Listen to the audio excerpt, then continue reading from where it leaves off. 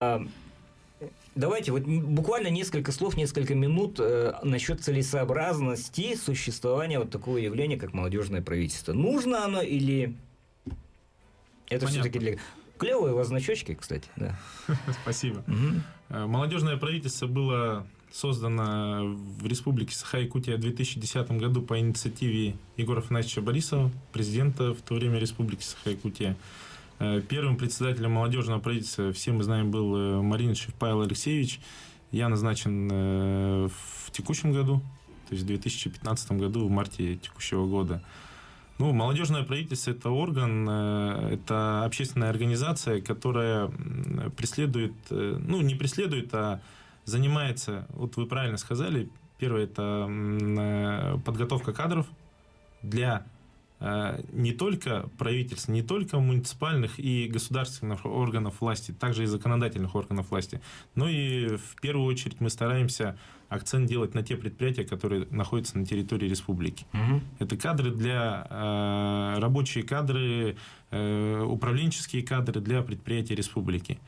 Второй момент – это то, что молодежное правительство активно участвует в социально-экономическом развитии Республики Саха-Якутия. Стройотряды, я понимаю. А как? Нет, мы не строим, мы не ездим, мы не выходим. Ну, то есть мы участвуем в таких мероприятиях, как там озеленение. Мы тоже стараемся в этих участвовать, но мы их не стараемся афишировать. Это не наша основная задача.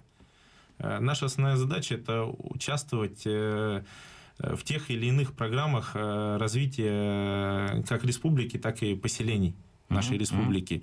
Это во всех органах, во всех, извиняюсь, направлениях развития экономики. Это и промышленность, это и сельское хозяйство, это и здравоохранение, это и образование. Во всех. У нас молодежное правительство в целом состоит из 30 человек. Это основной костяк, так скажем, молодежного правительства. Далее это ассоциативные члены, которые входят в те или иные комитеты при молодежном правительстве.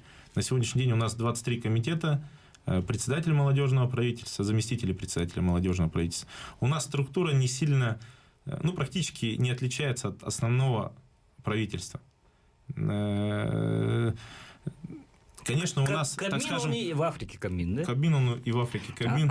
Денис Георгиевич, это же нагрузка чисто общественная, чтобы развеять те вопросы, которые вот, возможно, у наших зрителей. Да, это чисто общественная нагрузка, и каждый в меру своих сил, каждый член молодежного правительства, ассоциативные члены молодежного правительства, в меру своих сил, возможностей, времени стараются участвовать в развитии, в деятельности, в общественной деятельности данной структуры.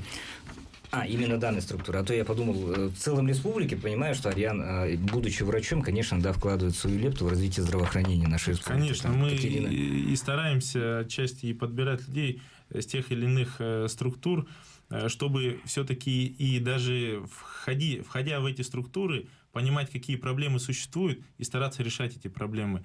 У нас на сегодняшний день закреплены от каждого министерства на уровне не ниже заместителей министров, заместителей руководителей комитетов, ответственные, которые взаимодействуют с нами. А как они к вам относятся?